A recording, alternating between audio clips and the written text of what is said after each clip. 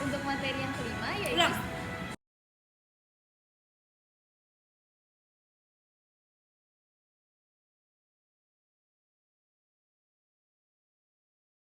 Untuk materi yang pertama ada definisi pajak. Apa itu pajak?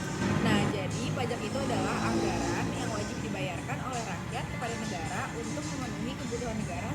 Selanjutnya ada menurut Undang-Undang KUP nomor 16 tahun 2009, yaitu pajak adalah kontribusi wajib kepada negara yang bersifat memaksa dan tanpa imbalan langsung. Pajak ini digunakan untuk kemakmuran rakyat.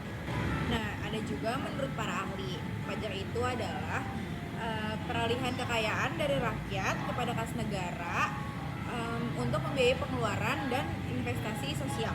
Untuk materi yang kedua yaitu ada fungsi pajak. Fungsi pajak yang pertama yaitu budgeting.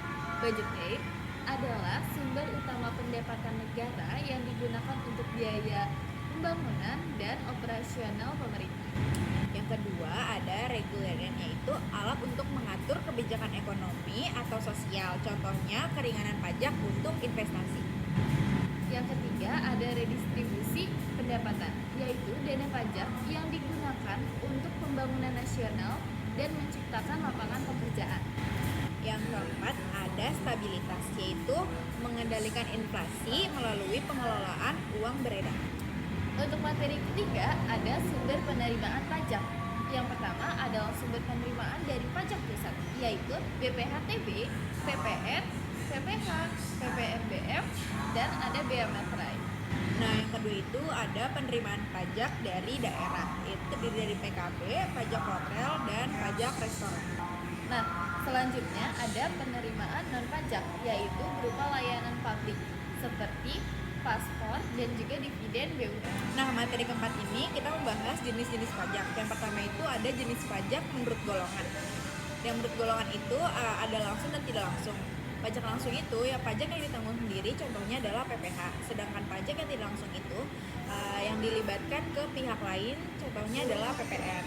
Nah, yang kedua adalah golongan menurut sifat. Menurut sifat ini ada subjektif yang mempertimbangkan kondisi wajib pajak. Contohnya PPH dengan status perkawinan. Yang kedua ada objektif. Objektif ini tergantung pada objeknya sendiri. Yang contohnya ada PPN dan juga PBB. Nah, yang ketiga ini ada menurut lembaga pemungut. Dan di sini ada pusat dan daerah. Kalau daerah itu contohnya PPH dan PPN. Dan di daerah itu contohnya PKB dan pajak restoran.